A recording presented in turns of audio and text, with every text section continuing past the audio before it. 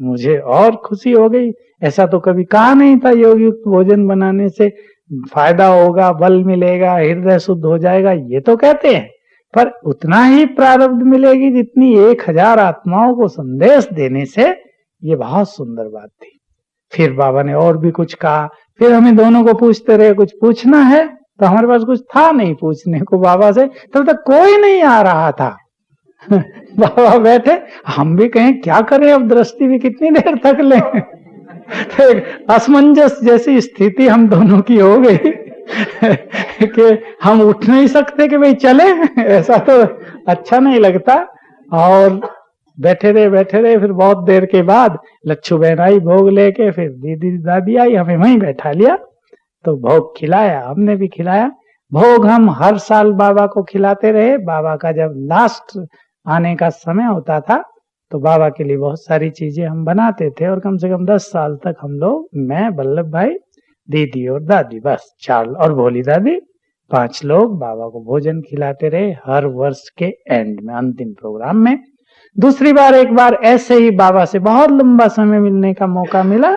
भट्टी हुई थी मधुबन वालों की, एक एक से बाबा मिले, तो मैं बहुत सारे क्वेश्चन कागज पर लिख कर ले गया था और मैंने वहां रख दिए बाबा के साथ, और एक एक पूछा। और उन प्रश्नों को पूछने के बाद बाबा ने जो उत्तर दिए, उससे मेरे अंदर आत्मविश्वास इतना ज्यादा बढ़ गया कि उसके बाद जिंदगी में मुझे कुछ पूछने की आवश्यकता नहीं रही।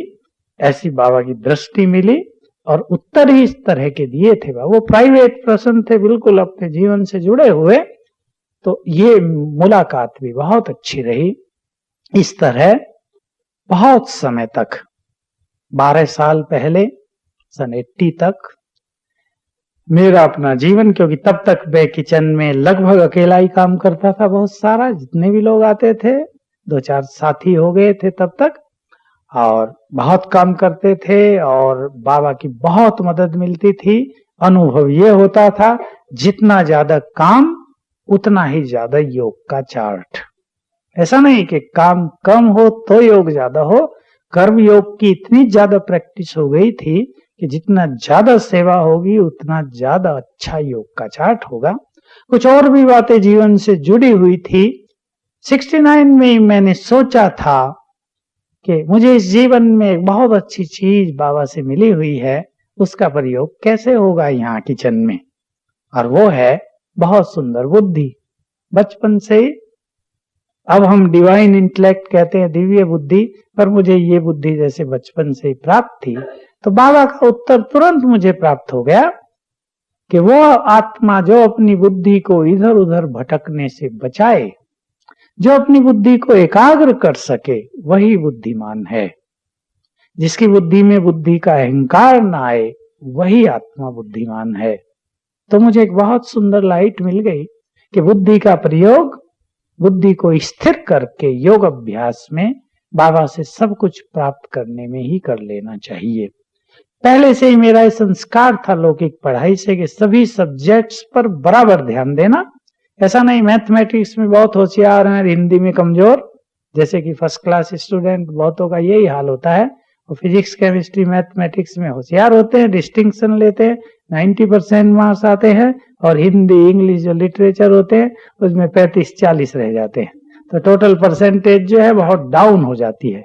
लेकिन मैंने बराबर ध्यान रखा कि साइंस के सब्जेक्ट और लिटरेचर के सब्जेक्ट में पूरा का पूरा सब कुछ अच्छा हो, और वही फायदा मुझे यहाँ हुआ शुरू से कि चारों सब्जेक्ट जो अपने हैं वो शुरू से ही साथ लेकर चला जाए। इसलिए मैंने चारों सब्जेक्ट पे बराबर ध्यान रखा। और अव्यक्त बाबा से कई बार मैंने ये बात पूछी होगी कि ज्ञान में, योग में, धारणा में, सेवा में फुल मार्क किस किस आधार पर मिलेंगे। मैं डायरेक्ट पूछा हुआ अव्यक्त बाबा से, और बाबा ने बहुत अच्छे अच्छे उत्तर मुझे इस बारे में दिए थे। तो मैंने ऐसा नियम बना लिया था कि अव्यक्त बाबा जो कुछ करने के लिए कहता है मुरली में, वो मुझे तत्काल करना है। जब तक नेक्स्ट मुरली चलेगी तब तक मैं उस बात का अभ्यास बहुत अच्छी तरह कर लेता था। जब दूसरी मुरली आएगी उसमें जो अभ्यास करने को कहा जाएगा वो करेंगे। तो मुझे बहुत समय तक बहुत अच्छा अनुभव रहा, जैसे बाबा प्रैक्टिकल में मुझे गाइड करता आया। अब ये करो, अब ये करो, अब ये करो। और जब हम साथ साथ वो करते हैं जो बाबा कहते हैं, तो हम सब जानते हैं कि बाबा की बहुत ज्यादा मदद हमें प्राप्त होती है। एक और बहुत अच्छा अनुभव जिसने जीवन में एक नई लाइट दी थी, तो शायद 72 की ये बात होगी या 71 की। बाबा ने मेरे से पूछा, मेरा योग का चार्ट बहुत सुंदर हो गया था, संपूर्ण जैसा, लेकिन एक चीज बिल्कुल छूट गई थी, मनन। दूसरी एक चीज भी छूट गई थी, क्योंकि बहुत ज्यादा योग करने से गंभीरता बहुत आ जाती है चेहरे पे और जीवन में, मुस्कुराहट कम हो जाती है। होता है ना ऐसा? लगता था कि बाबा की बहुत सारी बातें सुनी हुई थी साकार बाबा के अंतिम 2 सालों की, कि बाबा किस तरह तपस्या में मगन रहते थे, उसी को हम फॉलो कर रहे थे। तो कुछ धारणाएं छूट गई, गंभीरता आ गई, अंतर्मुखता आ गई, सहनशीलता आ गई, लेकिन रमणीकता, हर्षित मुक्ता, हंसना बहलना, ये छूट गया। छूट ही जाता है जब योग बहुत करते हैं।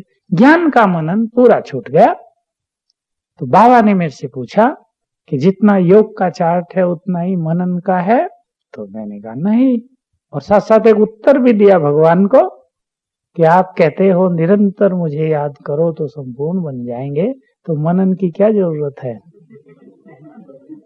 बाबा भी सुन के सोचता होगा मेरा भी टीचर बन गया। तो बाबा ने कहा नहीं, चारों सब्जेक्ट में संपूर्णता जब तक नहीं आती तब तक संपूर्ण नहीं बन सकेंगे।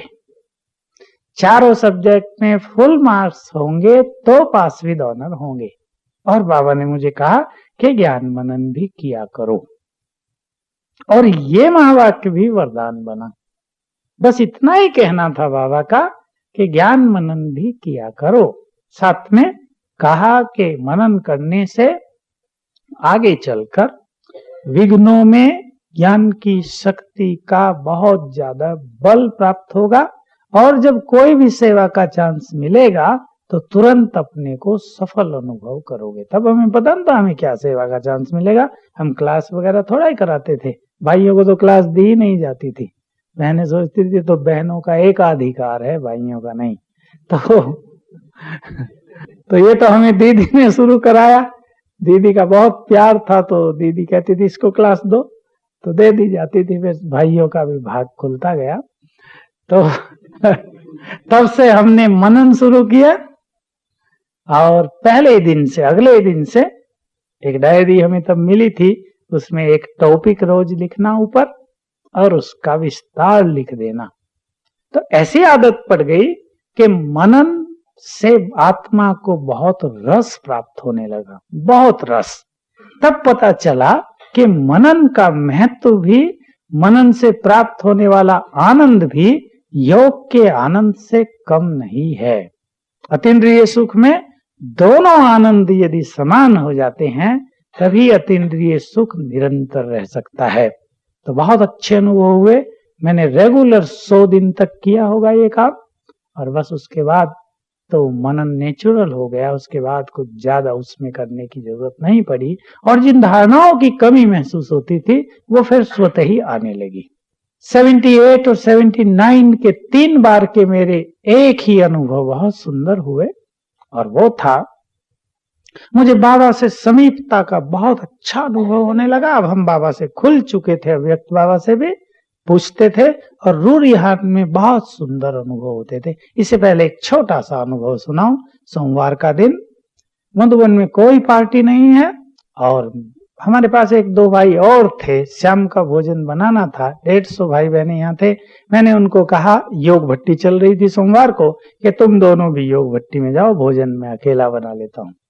मैंने अकेला फर्स्ट क्लास योग में भोजन बनाया, भोग लगा बाबा को। मैं भोग में नहीं बैठा था क्योंकि मुझे इंग्लिश मुरली टाइप करनी होती थी, तो मैं शाम को 7 बजे से 6:30 से इंग्लिश मुरली टाइप करने के लिए चला गया।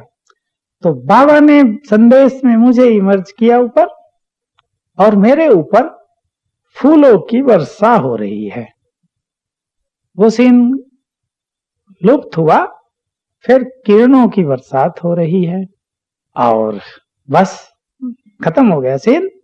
छोटा सा ही संदेश था। भागे भागे भाई किचन वाले मेरे पास आए, देखो आज बाबा ने ये दिखाया। यही मेरा प्रैक्टिकल अभ्यास हो रहा था उस समय, कि जैसे बाबा की किरणें ऊपर से पड़ रही हैं और मैं भोजन बना रहा हूं। तो योग अभ्यास का बाबा के द्वारा सर्टिफाई कर रहा है बाबा कि तुम जो अभ्यास कर रहे हो बिल्कुल यथार्थ है। इस सबसे आत्मा को बहुत बल मिलता था। तो वो एक बहुत सुंदर अनुभव जो 3 बार मुझे हुआ कि बाबा मुझे संपूर्ण स्वरूप में ले गए, और मेरे सामने वो संपूर्ण स्वरूप बिल्कुल क्लियर है आज तक, जिस तक हमें पहुंचना है। 3 बार हुआ ऐसा। मैं बाबा को हंसी में कहा करता था, भोजन हम बना रहे हैं, 6:30 बज गए हमें किचन में ही। मैं बाबा को कह रहा, बाबा मुझे नहा के जाना है आपके पास, जब तक मैं आपके पास न जाऊं आप आना नहीं। बहुत प्यार से, और फटाफट 10 मिनट में नहा के, और जैसे ही मेडिटेशन हॉल में पहुंचे, बैठे, आधा मिनट हुआ, बाबा आए। थके हुए थे बहुत, शरीर थका हुआ था, बहुत काम होता था, लकड़ियों से भोजन बनाना, लकड़ी बाहर से खुद उठा के लाना, आग जलाने में मेहनत, पतीले भी हाथ से उठाना। अब तो सब मैकेनिकल है ना, टेक्नोलॉजी बढ़ी हुई है, साइंस आ गई है सब जगह, तब तो सब कुछ हाथ से था। बहुत थके हुए थे। बैठे जाके, कुर्सियां तो होती नहीं थी तब यज्ञ में, कुर्सी तो अब है ना, तब नहीं थी।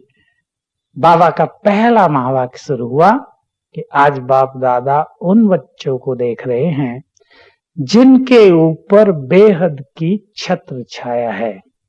और ये सुनते ही मुझे लगने लगा कि मैं गया यहां से, और ऊपर बेहद की छत्र छाया बन गई है, और मैं अब जमीन पर नहीं हूं। ये बस इस आधे मिनट में ये अनुभव हो गया, ये फीलिंग।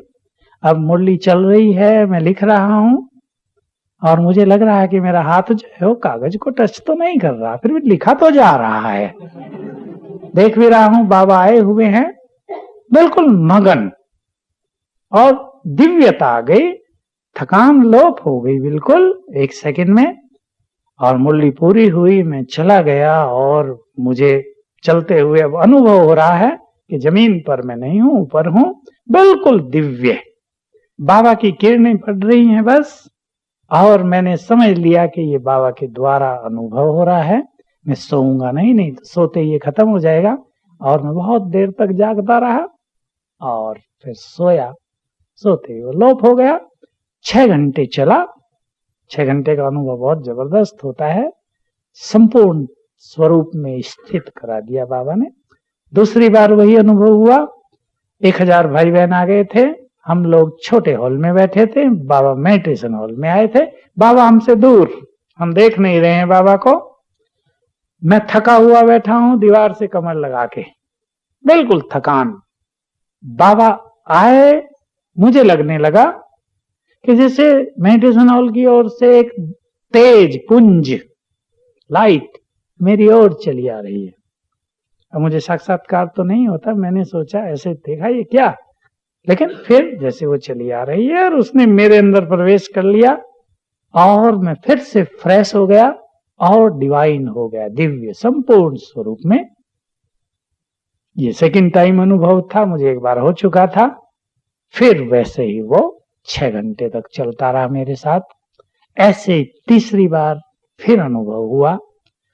स्पष्ट हो गया कि तुम्हें यहां तक पहुंचना है। बिल्कुल दिव्यता उसमें, उस स्थिति का यदि मैं वर्णन करूं तो संपूर्ण परम आनंद में स्थित, जिसमें मुझे यह भी नहीं लग रहा था कि मैं कोई योग अभ्यास कर रहा हूं, लेकिन यहां नहीं हूं।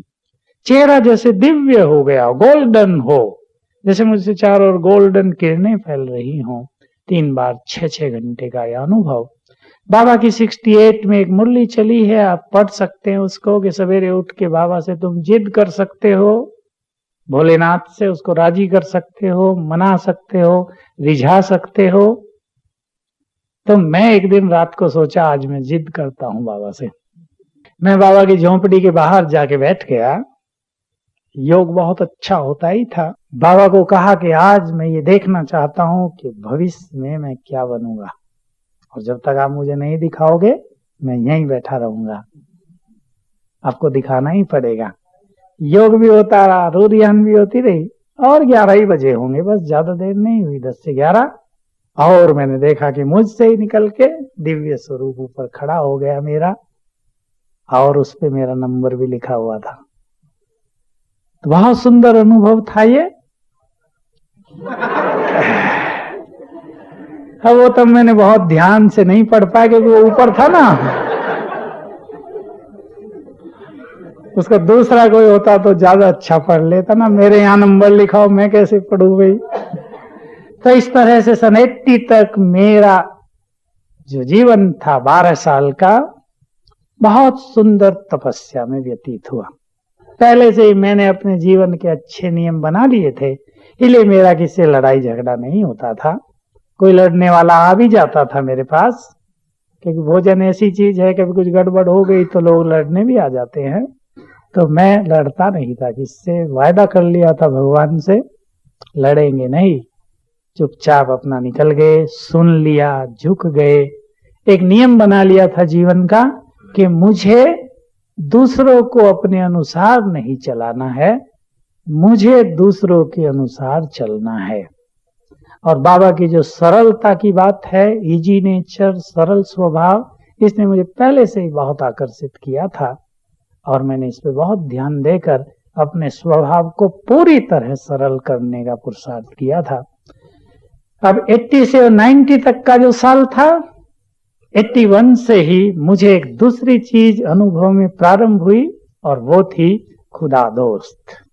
मुरली चली 2 बाबा की उन्हीं दिनों 81 या 80 में, और मेरी दोस्ती हो गई बाबा से बहुत अच्छी, बहुत घनिष्ठ दोस्ती। और इस दोस्ती के बहुत सारे अनुभव हुए। उन्हीं दिनों से मेरी तबीयत भी खराब होने लगी, गैस ट्रबल पहले हुई, फिर फ्रैक्चर हो गया पैर को, मैं ऊपर से गिरा तो कमर दर्द, और फिर बुखार बहुत ज्यादा रहने लगे। हर 2-3 मास में एक बार बुखार आता था। काम तो करते ही थे बहुत ज्यादा, लक्ष्य रखा हुआ था कि शरीर को कितनी बीमारी हो लेकिन यहाँ के ऊपर नहीं आएगी, फेस पर नहीं आएगी, नीचे ही नीचे रहेगी। ये योग की शक्तियों के प्रयोग, संकल्प के प्रयोग, ये तो अब हमें पता है ना, तब इन सब का ज्ञान नहीं था। तब तो ये संकल्प था बस, बीमारी ऊपर नहीं, नीचे ही नीचे, खुदा दोस्त है। इसके अनुभव तो अनगिनत हैं, बीमारियों में तो बहुत ज्यादा हुए मुझे। एक बार की बात है, मेरे पेट में बहुत दर्द हो रहा था, इतना दर्द कि मुझसे बोला भी नहीं जाता था।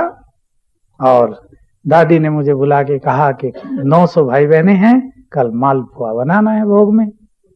मालपुआ बनाना बहुत कठिन काम होता है, आजकल तो मैंने बताया मशीनें हैं, तब तो हाथ से आटे को पतला करके बनाना, छानना। सवेरे 2 बजे से हमें नहा धो के उठ के वो काम करना होता था, मुझे ही खुद।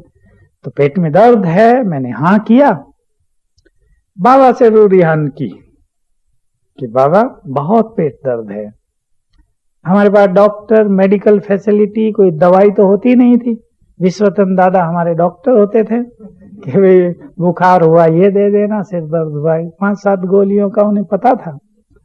तो हम लोग वो भी नहीं लेते थे, नशा बहुत था कि सब कुछ योग बल से ठीक करना है। बाबा कह देते थे कि डॉक्टरों से नहीं, सब कुछ योग बल से ठीक करो, कर्म भोग पर विजय प्राप्त करो कर्म योग से। इन चीजों का बहुत ज्यादा नशा होता था, दवाई होते हुए भी नहीं खाते थे। ऐसा यज्ञ में एक लहर ही चल रही थी। मैं बाबा से रूरियान कर रहा था, बहुत दर्द है। तो मैं तब होम्योपैथी की स्टडी किया करता था, तो मेरी बुद्धि में एक दवाई का नाम टच होने लगा, आज तक मुझे याद रहता है, वो एसिड फोस। बनारसी भाई सेवा में आए हुए थे, समर्पित नहीं थे वो तब तक। मैंने उनको कहा कि जरा देखो भाई डिस्पेंसरी में एसिड फोस है। तो एक शीशी में 4 ही दाने बचे हुए थे 200 पावर के। मैंने वो जीभ पे रखी और दर्द साफ, सदा के लिए साफ हो गया। तो ऐसे अनुभव बहुत बीमारियों में हुए। तो 80 से और 90 तक का जो समय था, दूसरे बहुत अनुभवों में बीता।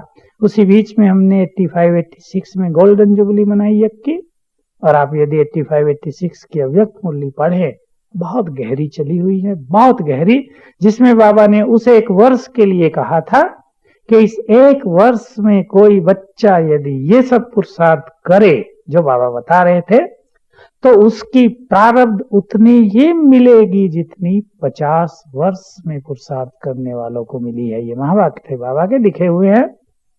तो हमने तो बहुत बहुत सिंसियरली, बहुत लगन से वो साल भी व्यतीत किया, और ऐसे ही एक एक साल को अलग अलग नाम देते थे उन दिनों बाबा।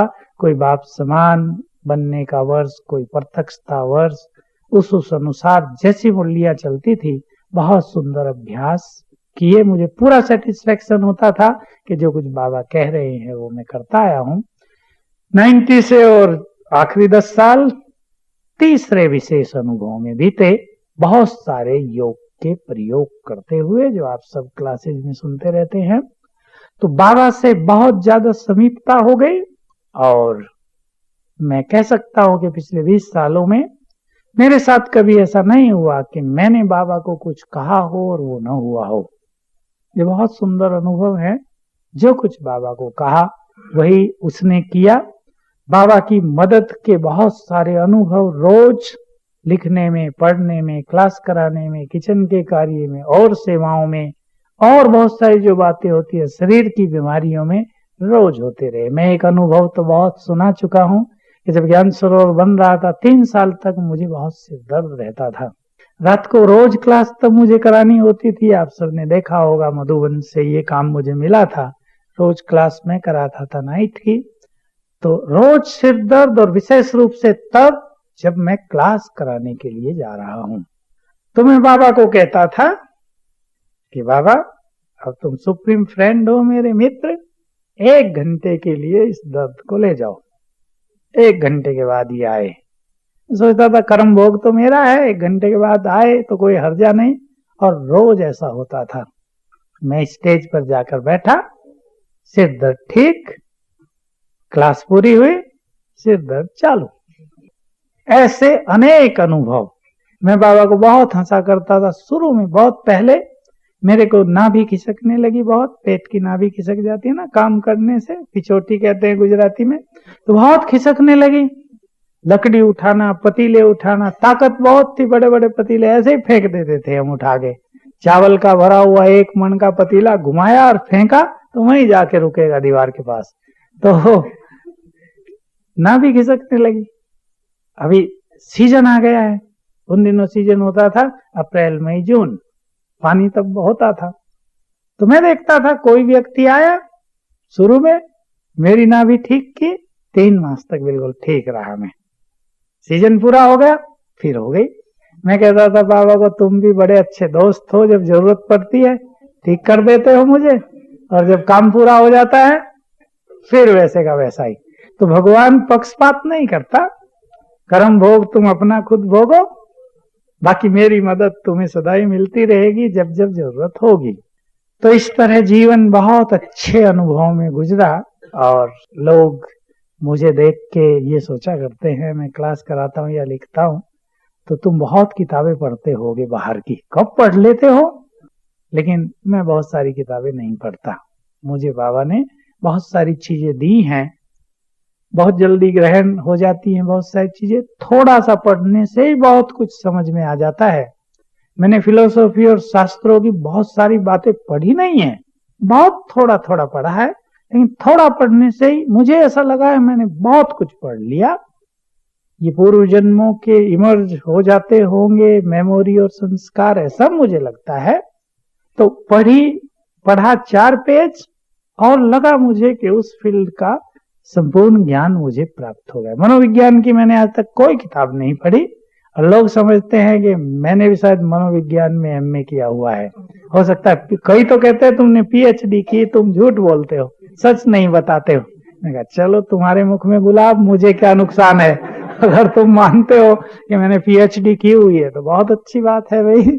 बाकी बाबा ने ज्ञान ही ऐसा दिया है और कुछ बुद्धि की शक्ति ऐसी दी है कि बाबा के एक महावाक्य से ही बहुत कुछ समझ में आ जाता है। तो जो मेरी शुरू की इच्छा थी कि संसार की रचना के बारे में मुझे सब कुछ पता चल जाए, भाग्य क्या है, कैसे इसका निर्माण होता है, ये सब कुछ पता चल जाए, बाबा की गहरी फिलोसॉफी अव्यक्त मूल्यों में विशेष रूप से सुनने के बाद उन सब चीजों का पता चल गया।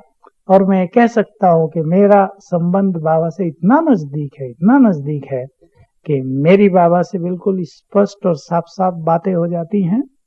और हर समस्या में, हर बात में मुझे बाबा बहुत ही अच्छी तरह से मदद करता है। एक छोटा सा अनुभव सुना के हंसी का वो भी समाप्त कर दे। अनुभव तो बहुत याद आते रहेंगे, समय हो रहा है। तो हम नीचे से गाड़ी ला रहे थे अपनी, वो हमारी गैस वाली जो गाड़ी थी, तो नीचे ही देखा गैस खत्म हो गई 2 किलोमीटर चल के ही। मैंने दीपक को कहा चल भाई, अब उसमें पेट्रोल होता था, पेट्रोल का स्विच ऑन किया, 3-4 किलोमीटर चला होगा, पेट्रोल भी खत्म, रात हो गई थी। तो हम सोचने लगे रात वैसे हो गई, ना पेट्रोल है ना गैस है। हमने बाबा को याद किया, ये जो पॉइंट चल रही थी बाबा को यूज करो, इसके बहुत जोरदार अनुभव 5-6 सालों में हो गए। तो बाबा को याद किया कि बाबा हमें पहुंचना है, और देखो हमें ज्ञान सरोवर के गेट तक पहुंचा दो, बीच में नहीं, क्योंकि रात हो गई है। मैंने उसे कहा 2 मिनट रुकने के बाद फिर से गैस का स्विच ऑन करो, ऑन किया, 5 किलोमीटर चली गई गाड़ी, ऊपर आ गई, फिर रुक गई। फिर मैंने कहा फिर से पेट्रोल का करो, का पेट्रोल तो है ही नहीं, कर दो तुम, कर दिया पेट्रोल का, फिर गाड़ी चल गई, और फिर हम जहाँ टैक्स दिया जाता है वहां तक आ गए, खत्म हो गया। फिर मैंने कहा फिर से गैस का चालू कर दो, और हम गेट तक पहुंच गए, और गेट पर आके गाड़ी बंद हो गई, फिर तो फिसल के ही आ गई अंदर तक। तो ऐसे चमत्कारिक अनुभव भी बहुत जगह बाबा के होते हैं। बाबा को मैं गाड़ी जब सीखी, हमारी बड़ी गाड़ी कॉन्टेसा, तो मैंने सीखी, मैं बाबा को कहता था भाई मोड़ पे कोई आ जाता है तो नए व्यक्ति को डर लगता है ना, अचानक कोई आ जाए दूसरी गाड़ी। मैं कहता था देखो एक काम करना, तुम मोड़ पे मेरे सामने कोई गाड़ी ना आए। बाबा कहता हुआ अच्छे काम मुझे देता है। तो रियली ऐसा ही होता था। मैं कहता था कि बाबा देखो मेरे से भी गाड़ी पूरी चलानी नहीं आती, मेरी जगह तुम आके चलाना। और कई बार मुझे अनुभव हुए कि बाबा चला रहा है, बिल्कुल प्रैक्टिकल अनुभव। मैं होता तो एक्सीडेंट होता, और बाबा चला रहा है। ऐसे बाबा के बहुत सारे अनुभव, समीपता के, फ्रेंडशिप के, उसकी मदद के होते रहे जीवन में। इसलिए मैं बाबा से अब रूरिहान करता हुआ कहता था कभी कभी, अभी पीछे, कि बाबा 33 साल मुझे हो रहे हैं, लगभग अब पूरे हो जाएंगे, कि भाई आपने मुझे अपने ब्रह्मा भोजन का काम दिया था, मैंने तुम्हारा काम ठीक से किया या नहीं, मुझे बता दो। मुझे तो लगता है मैंने 33 साल तुम्हारे दिया हुआ कार्य ईमानदारी से किया है, पूरी तरह सिंसियरली। कुछ कमी रह गई हो तो बता दो, आने वाले समय में वो भी मैं पूरा कर दूंगा। तो ये देखा कि बाबा जहां हमारे ज्ञान योग से राजी होता है, उससे ज्यादा राजी होता है कि हम उसके यज्ञ की सेवा किस तरह करते हैं। दिल से कहें, क्या शब्द यूज करें आप सोच लें, किस तरह हम उसके यज्ञ की सेवा करते हैं, इस बात से भगवान राजी हो जाता है हमसे, और हमें वरदान दे देता है, और तब हमारे जीवन की यात्रा बिल्कुल सहज हो जाती है। बचपन से ही योगी बनने का स्वप्न था इस जीवन में। ये सुना था कि योग बल संसार का सबसे बड़ा बल है, कि जहां विज्ञान समाप्त हो जाता है वहां से योग की शक्ति चमत्कारिक रूप से कार्य करती है। तो बचपन से ही इच्छा थी कि ऐसे योग की शक्तियों का बहुत अच्छा अनुभव किया जाए। ज्ञान मिला, सबसे पहले मैं यहाँ पर बाबा से मिलने के लिए 68 जून में आया। उससे पहले मैंने सनातन धर्म की स्टडी की थी, और परिवार आर्य समाज से जुड़ा होने के कारण आर्य समाज का संपूर्ण अध्ययन किया था। आर्य समाज में एक विशेष बात जो यहाँ से भिन्नता रखती थी, वो थी कि आर्य समाज में ये नहीं माना जाता कि भगवान इस सृष्टि पर अवतार भी लेते हैं। और यहाँ बताया गया था कि स्वयं परम पिता सर्वशक्तिवान बाबा के तन में अवतरित होके ज्ञान दे रहे हैं। तो बहुत बड़ा आकर्षण था मेरे लिए। और मैं 68 में यहाँ पर आया ये सब देखने के लिए। पहले मनुष्य को देखना होता है, फिर स्वीकार करता है मनुष्य। आते ही देखा कि सचमुच बाबा की पर्सनैलिटी, बाबा के नैनों में, मस्तक में तेज, उनकी वाणी में एक वंडरफुल प्रभाव जो पहले कभी नहीं देखा सुना था, वो सब अनुभव में आया। 8 दिन रहे यहाँ बाबा के पास। बाबा तो बाबा थे, बाप, और बाप की तरह ही सब बच्चों से मिलते थे। गुरु नहीं, गुरु की तरह ऑफिशियल भी नहीं, बाप की फीलिंग लेकर। और ये अनुभव और विश्वास के साथ मैं यहाँ से लौट गया कि ये सत्य है कि बाबा के तन में स्वयं निराकार प्रवेश करके ज्ञान दे रहे हैं। बहुत बड़ा अंतर था पहले जो ज्ञान पढ़ा था और जो बाबा के द्वारा मिला था। उस अंतर को बुद्धि के द्वारा, अनुभव के द्वारा देखने और समझने का प्रयास किया और ये निश्चय किया कि जब स्वयं भगवान इस धरा पर कार्यरत हों, जब भगवान से मिलने का, उसके समीप रहने का सुंदर अवसर हमें मिला हो, तो क्यों न अपने जीवन को उन्हीं के साथ व्यतीत किया जाए। और इन्हीं भावनाओं के कारण 68 में ही मैं समर्पित हो गया, इस कार्य में लग गया। अब लक्ष्य थे 2-3 जीवन के। बाबा के इस ईश्वरीय यज्ञ में सेवा करना, योग के श्रेष्ठतम अनुभव करना, और फिलॉसफी के फील्ड में एक विशेष बात जो बचपन से ही मुझे बहुत ज्यादा अपील करती थी कि ये संसार कैसे बना है, इसमें कौन से सिद्धांत काम कर रहे हैं, फिजिक्स के कौन से सिद्धांत, मनोविज्ञान के वाइब्रेशंस के कौन से सिद्धांत, भगवान का इसमें क्या रोल है, इस संसार को रचने में क्या उसका पार्ट है इस संसार में, ये सब जानने की बहुत तीव्र इच्छा थी।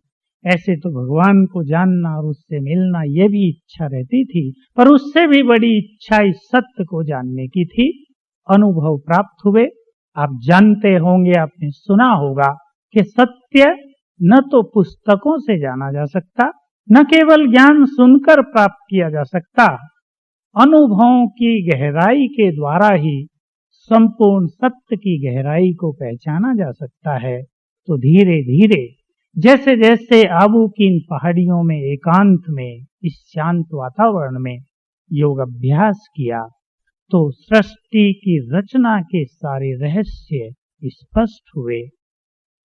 मुझे हमारे वकील साहब ने एक विशेष बात आज कही है कि अपने अनुभव में मैं अपना लास्ट अनुभव, जो वेरी थ्रिलिंग एक्सपीरियंस होगा, आप सबके लिए भी सुना दूं। योग के अनुभव तो पिछले 36 सालों में मैंने एक से एक सुंदर किए हैं। उसमें भी सबसे सुंदर अनुभव, हम यहाँ, मैं भगवान शब्द यूज नहीं करूंगा अपने वक्तव्य में, हम बाबा कहते हैं भगवान को। बाबा ब्रह्मा बाबा को भी कहते हैं और शिव बाबा को भी। तो बाबा की समीपता, भगवान की समीपता और उससे अपनापन, ये दो बहुत सुंदर एक्सपीरियंस के आधार बन गए जीवन में। तो जिस एक्सपीरियंस की मैं बात कर रहा हूँ, जो मुझे आज कहा है थोड़े में, वो मैं आपको सुनाऊंगा। और वो ये था कि पिछले मास मुझे फोन आया कि लौकिक घर में मेरे छोटे भाई का अपहरण कर लिया गया है। वो ऐसा एरिया है जहां हमारा नेटिव प्लेस है, मुजफ्फरनगर, मेरठ के पास, दिल्ली के बिल्कुल नजदीक, जो बहुत क्रिमिनल है आजकल। क्या पिछले 10 सालों से क्राइम के क्षेत्र में उसका पहला नंबर है इंडिया में, और शुगर का भी वो पहले नंबर का केंद्र है भारत का। सबसे ज्यादा चीनी, गुड़, शक्कर ये वहीं उत्पन्न होती है। तो मुझे मैसेज आया, एक्चुअली मैसेज मिला था बॉम्बे में, जब मैं एक योग प्रोग्राम के लिए वहां गामदेव में उपस्थित था। इसका अनुभव मैं आपके सामने 10 मिनट में रखूंगा। अनुभव तो 17 दिन का है। पर उसमें योग के अभ्यास, शिव बाबा की मदद, उसके द्वारा होने वाली प्लानिंग, ये सब कैसे हुई, ये मेरे लिए भी अपने तरह का एक अनूठा अनुभव था। उससे पहले मैं ये आपको अवश्य कहूंगा कि योग के द्वारा मेरे जीवन से भय खत्म हुआ, सेंसिटिविटी खत्म हुई, क्रोध पर बहुत अच्छी तरह से विजय हुई। हम कार्य व्यवहार में रहते हैं, आपने सुना किचन का कार्य थोड़ा बड़ा तो होता ही है, हजारों लोग, कई कई हजार हमारे पास होते हैं। उस सब में तनाव से मुक्त रहकर कार्य करना और कराना, इसके बहुत सुंदर एक्सपीरियंस हैं। योग के फील्ड के द्वारा यदि मैं आपको 1 मिनट में कहूं तो योग से हमारे मन में शक्ति बढ़ जाती है, और जब हमारा मन शक्तिशाली होता है तो हमें एक अनुभव होता है, जो मेरे रोज के अनुभव हैं और जो मैं रोज एक्सपेरिमेंट करता हूं, कि हम अपने पॉजिटिव थॉट्स से सब कुछ क्रिएट कर सकते हैं। हमारे कमजोर संकल्प परिस्थिति और विघ्नों को रचते हैं, और हमारे शक्तिशाली और पॉजिटिव संकल्प विघ्नों को समाप्त करते हैं। तो हम अपने कार्य व्यवहार की जो छोटी मोटी समस्या इनमें आती है, उसको संकल्प के द्वारा हल करने का बहुत अच्छा अनुभव करते हैं। ये मेरे रोज के अनुभव हैं। छोटी मोटी जो बातें कार्य व्यवहार में आती हैं, मैं हमेशा इस बात में दृढ़ रहता हूं कि एक भी निगेटिव संकल्प न चले। मान लो एक छोटा सा उदाहरण मैं दे रहा हूं, हमने भोजन बनाया कल 2000 का, और कई लोग सोचते थे कि बहुत भाई बहनें बाहर से मधुबन से खाने आएंगे, खाना कम हो जाएगा आज। मैंने उन सबको कहा, आप एक ही संकल्प करो कि खाना बच जाएगा, और सबने एक ही संकल्प किया और खाना बच गया। आप सोचेंगे वो तो बचना ही होगा इसलिए बच गया, लेकिन ऐसा नहीं। अनेक एक्सपीरियंस ऐसे हुए जब बात बिल्कुल निगेटिव दिखाई दे रही हो और पॉजिटिव संकल्प से वो पॉजिटिव हो गई, सब कुछ ठीक हो गया। तो ये योग की शक्ति बहुत अच्छी तरह से काम करती है जीवन में। तो अब मैं उस अनुभव पर आ जाऊं तो मुझे मैसेज मिला, और मेरे सामने सबसे पहला कार्य था, क्योंकि एक बहुत सुंदर योग का शिविर गामदेवी में चल रहा था, तो मैं अपने मन पर भी, चित्त पर भी, चेहरे पर इसका जरा भी एक्सप्रेशन ना आने दूं कि मेरे साथ कुछ हुआ है। और मैंने वैसा ही किया। बाबा के द्वारा बहुत सुंदर ईश्वरीय ज्ञान हमें प्राप्त हुआ है। योग बल के साथ साथ ज्ञान भी एक बहुत बड़ा बल है। उसके द्वारा मैंने अपनी स्थिति को बिल्कुल अविचलित रखा, न किसी को बताया, न किसी को पता होने दिया। और जो प्रोग्राम चल रहे थे, मुझे वहाँ क्लास करानी थी, योग अभ्यास कराने थे, मैं अकेला ही था, वो सब मैंने किए। यहाँ आ गया मैं, और मैंने दादी जी को बताया कि ऐसी ऐसी घटनाएं हुई है। मैं सोचा था पूरी हो जाएगी जल्दी, लेकिन 2-3 दिन तक जब कुछ पूरा नहीं हुआ तो दादी ने मुझे कहा कि तुम्हें जाना ही चाहिए। तो मैं वहां गया, तो आप जानते हैं वो एक ऐसा एरिया है जहां जाते ही हमें ये सुनने को मिला कि आज तक जिसका अपहरण हुआ है कोई वापस नहीं लौटा। सभी को वो लोग मार देते हैं, पैसा भी ले लेते हैं, मार भी देते हैं। रिसेंट की एक घटना बिल्कुल ताजी ताजी थी कि एक लाला जी का अपहरण किया और उससे 45 लाख रुपए लिए और मर्डर भी कर दिया। कुछ कहा सुनी हो गई। तो ऐसी ऐसी बहुत सारी बातें हम सुन रहे थे। कोई कह रहे थे कि भाई पुलिस की कार्रवाई आप बिल्कुल न कराओ, वो उसका मर्डर कर देंगे निश्चित रूप से। सबसे पहले हमने जाते ही ये काम किया कि जितने भी परिवार के लोग थे, लगभग आधा गांव इसमें बिल्कुल इस घटना से प्रभावित था, और मैंने सभी को जाते ही पहला संकल्प वही किया कि आप सभी मिलकर शिव बाबा से योग लगाते हुए ये संकल्प करें कि वो ठीक ठीक सुरक्षित वापस लौट आएगा। कोई भी ये संकल्प न करे कि वो नहीं आएगा, उसके साथ ऐसा हो जाएगा, वैसा हो जाएगा। सभी नेगेटिव संकल्प समाप्त करें। तो जाते ही बहुत अच्छा हो गया, सब सोए आराम से, उससे पहले सो नहीं रहे थे। सबने भोजन किया, उससे पहले भोजन नहीं कर रहे थे। सबने योग अभ्यास प्रारंभ किया। तो मैं आपको अब, जब वो वापस लौट आया, उसने जो कुछ सुनाया और जो कुछ हमने संकल्प किए थे, वो 3 थे हमारे सामने। पुलिस कार्रवाई हम बहुत करा रहे थे। हमारा ईश्वरीय विश्वविद्यालय इतना प्रसिद्ध है आजकल सारे विश्व में कि जिस ऑफिसर से मिलते थे वो एसएसपी सबसे पहले, DIG, IG, chief secretary UP. हम फोन ही करते थे तो वो कहते थे हाँ हमें तो बहनें राखी बांधने आती हैं, हमने तो इस जगह ज्ञान सुना है, हमने तो वहां आपके सेंटर देखे हैं। तो सेवाओं के कारण जिससे भी हम मिलते थे जैसे वो हमारा हो जाता था। ये बहुत अच्छा एक्सपीरियंस चारों ओर हुआ। अब हमारे पास 3 संकल्प थे जो मैं आपको इसलिए भी सुनाना चाह रहा हूं कि आप अपने जीवन में उनको प्रयोग कर सकते हैं। योग जो एक सबसे बड़ी शक्ति है। पहला संकल्प था, एक नई चीज है सबके लिए। अपने जिन्होंने श्री कृष्ण की सीरियल देखी है कृष्णा, उन्होंने देखा होगा श्री कृष्ण के चारों ओर एक प्रभा मंडल दिखाते हैं, ओरा घूमता रहता है और वो इतना शक्तिशाली होता है कि उसमें कोई भी और शक्ति प्रवेश नहीं कर सकती। तो मैंने अपने सभी और भाई, हमारे बहुत लोग ज्ञान में चलते हैं, 30-35 लोग सभी थे आसपास, तो उन सबको ये कहा और सिखाया भी कि हम योग के वाइब्रेशंस भेजकर वो भाई जहां भी है उसके चारों ओर एक पावरफुल रक्षा कवच क्रिएट करेंगे। एक पावरफुल ऑरा जिसको कवच कहेंगे, जिसमें यदि वो गोली मारना भी चाहें उसको तो गोली नहीं लगेगी, गोली उससे स्लिप होके बाहर चली जाए, क्योंकि ये वाइब्रेशंस इतनी ही शक्तिशाली चीज होती हैं। तो हमने कई दिन तक सर्वशक्तिवान से योग लगाकर उससे वाइब्रेशंस लेकर उस अपने भाई के, उसका नाम अशोक है, चारों ओर पावरफुल ऑरा रक्षा कवच के रूप में क्रिएट किया। दूसरा संकल्प था, हम ईश्वरीय महावाक्यों में सुन चुके हैं, जो महावाक्य सुनते हैं वो जानते हैं कि हम योग की शक्ति के द्वारा एक स्थान पर बैठकर दूसरों के मन को, बुद्धि को बदल सकते हैं। तो वो अपहरणकर्ता 4 थे, चारों के पास बंदूकें थी। तो हमारा एक लक्ष्य था कि हम इनके मन को बदल दें ताकि ये उससे शत्रु भाव न रखें, मित्र भाव रख लें। तो हमने योग के अभ्यास के द्वारा ये काम भी कई बार किया कि उनके मन बदल जाए, उनको कुछ संकल्प भेजे, कुछ थॉट्स भेजे ताकि वो उनको रिसीव कर लें। तीसरा काम हमारे पास था, हमें ये था कि वो लौट तो आएगा ही, पर जब वो लौटे कैसा हो, वो उसकी मानसिक हालत बहुत बिगड़ी हुई हो, उसके शरीर का उसने बहुत खराब हाल कर दिया हो, तो आगे का जीवन उसका बहुत खराब होगा।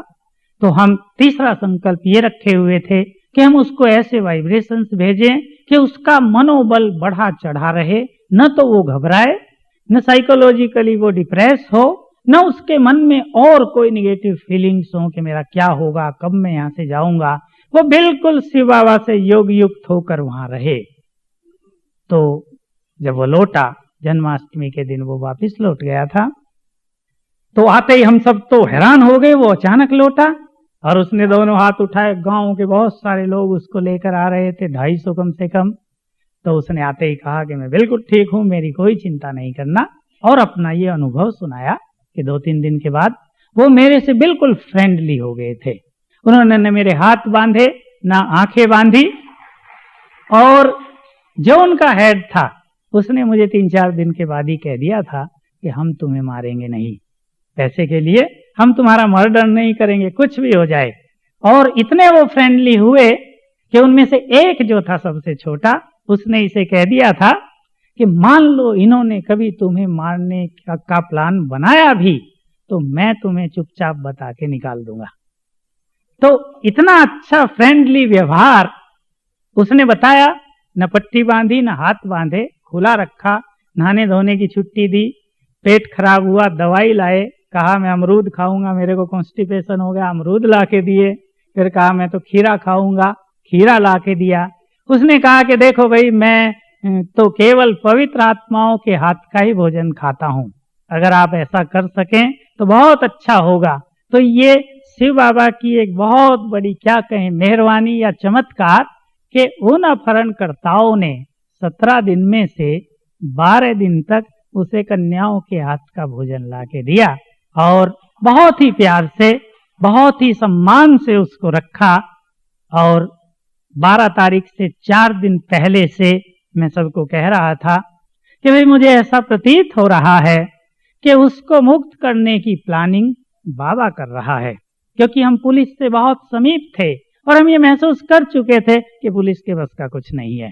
पुलिस डरती है और पुलिस को कई सारे प्रेशर होते हैं, पॉलिटिकल प्रेशर और कई ऑफिसर्स के प्रेशर, तो हमने ये देख लिया था कि पुलिस से कुछ होने वाला नहीं है। तो ऐसा फील हो रहा था। हम अपने ईश्वरीय ज्ञान में सुनते हैं और बहुत सारे अनुभव हम सब बाबा के बच्चों ने इस बारे में किए हैं कि अपने सारे बोझ मुझे दे दो। तो हमने दे दिया था कि वो आपका बच्चा है, उसको छुड़ाना आपका काम है। तो ऐसा लग रहा था कि उसको छुड़ाने की प्लानिंग स्वयं शिव बाबा कर रहे हैं। और हमने ये देखा कि जिस तरह वो छूट के घर आया, वास्तव में किसी और की प्लानिंग नहीं, स्वयं शिव बाबा की प्लानिंग थी। क्या प्लानिंग थी 1 मिनट में बताऊं? तो वो ले चलते बहुत दूर उसे एक ऐसे गांव में ले गए, ट्यूबवेल पर वो रखते थे। ट्यूबवेल आप जानते होंगे, खेतों में पानी दिया जाता है, ट्यूबवेल्स बोरिंग के। तो वो ट्यूबवेल एक उस लड़की की थी जो हमारे गांव की थी। वो अचानक शाम को कपड़े धोने ट्यूबवेल पर आ गई। उसने इसको पहचान लिया, कहा तुम इनके साथ कैसे? वो कुछ बता तो नहीं सकता था, उसने समझ लिया। वो घर लौटी और उनके घर वाले बहुत पावरफुल हैं, लाइसेंस की 2-3 बंदूकें हैं उनके पास। उसने घर वालों को बहुत दबाव डाला कि जब तक आप उसे नहीं छुड़ाओगे मैं भोजन नहीं करूंगी। बुखार हो गया उसको।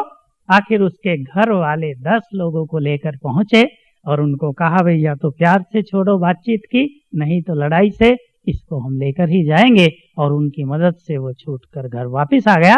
तो ये थी ईश्वरीय प्लानिंग, कहाँ उनको ले जाना, किस तरह उस लड़की का वहां पहुंचना और उसके अंदर इतनी उमंग हो जाना। नहीं तो लोग पुलिस से डरते हैं और बहुत सारी चीजों का भय रहता है ऐसे केसेज में, लेकिन ये सब बाबा की प्लानिंग। तो ये अनुभव बाबा की शक्तियां, उसका योग बल और उसके प्रयोग के द्वारा हुआ। इसलिए मेरे